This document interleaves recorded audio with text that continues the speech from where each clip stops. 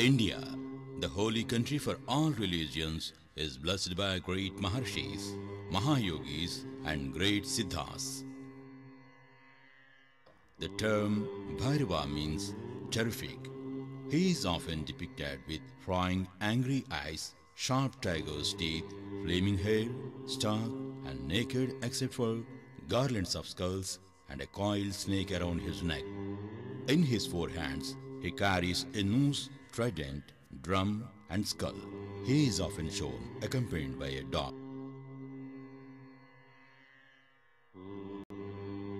Lord Bhairava's worship is very useful to win over your enemies, success in all endeavors and all materialistic comforts. Lord Bhairava protects, removes all obstacles, cleans the soul with his sheer intensity and makes things favorable for a sadhaka. The Vahana, that is vehicle of Lord Bhairava, is the dog. Feeding and taking care of dogs is another way of showing our devotion to Lord Bhairava. Besides, there are other manifestations of Bhairavas like Ugra Bhairava, Kapala Bhairava, Bhishana Bhairava, Maha Bhairava, Unmatta Bhairava, Chanda Bhairava, Sundara Bhairava, Karamuttu Bhairava, Vidrumakrishna Bhairava, Rajakala Bhairava, Sarveswara Bhairava, Sadhana Yoga Bhairava, Matragaliswara Bhairava, Varabala Bhairava, Bhuvana Bhairava, Sangandhi Bhairava, Swarna Bhairava and many more. Nowadays, we are all messed up without lot of stress and strain, running for a better financial status due to that which are affected with lot of health problems. So, a solution is required for the problem, and that cure is through chanting of simple Bhairava mantras. As said earlier, that there are many Bhairava Siddhas in India. Amongst them is Sri Bhairava Swamiji, a staunch Bhairava Sadhaka. As every achiever's graph has a turning point at one point of life, Bhairava Swamiji's life journey had begun from a troubled childhood towards becoming a great Bhairava Sadhaka. As wealth and health are the both sides of the coin, for great prosperity one should also possess a strong and healthy body. Then only the fruit of achievement tastes sweeter. For that, Sri Bhairava Swamiji shares with us in Telugu about the great Bhairava Siddha's secrets towards a happy and prosperous livelihood. Om Gajamohini Namaha Atikrura Mahakaya Kalpanta Dahanopama Bhairavaya Namastubhyam Anujñam Datu Arahasi.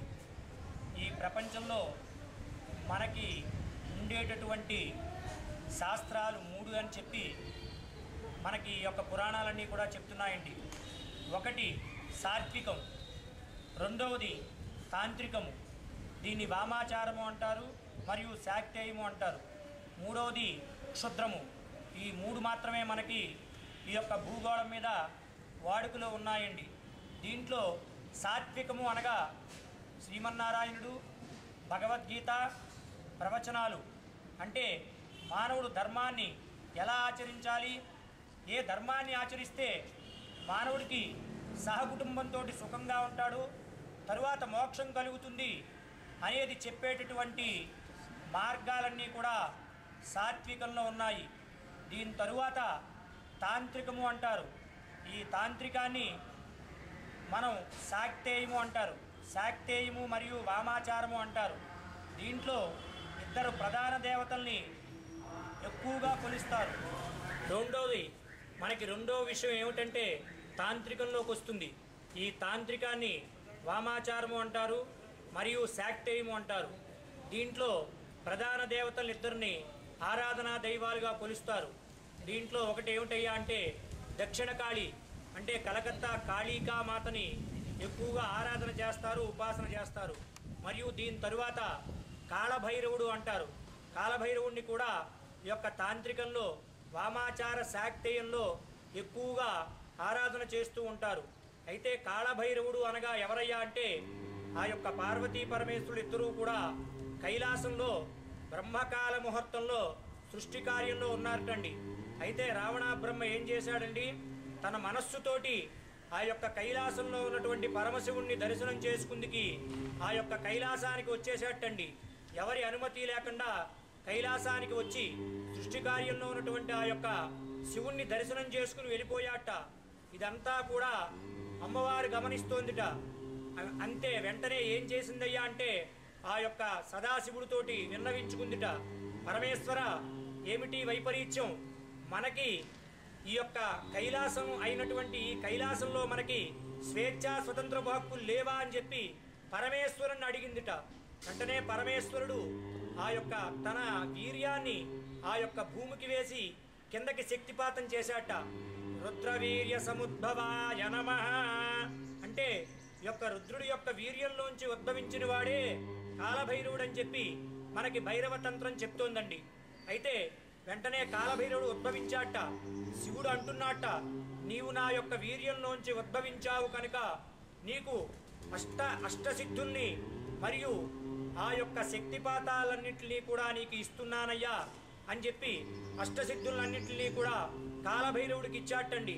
అప్పటి నుంచి ప్రపంచంలో అత్యంత శక్తివంతమైనటువంటి దేవతగా పేరుగాంచిన వారు ఈ యొక్క కాలభైరవుడు అని చెప్పి మనకి ఈ యొక్క భైరవ తాంత్రికంలో చెప్పబడుతోంది. ఒక కాలభైరవుడు కనుక తలుచుకుంటే మహాప్రళయాన్ని కూడా స్తంభింపచేయగలటువంటి శక్తి కాలభైరవుడికి మాత్రమే ఉందండి. ఆయన పేరులోనే ఉంది. అంటే కాలాన్ని కూడా స్తంభింపచేయగల శక్తి ఆ యొక్క కాలభైరవుడికి ఉంది అని చెప్పి భైరవ తాంత్రికం చెప్తోంది.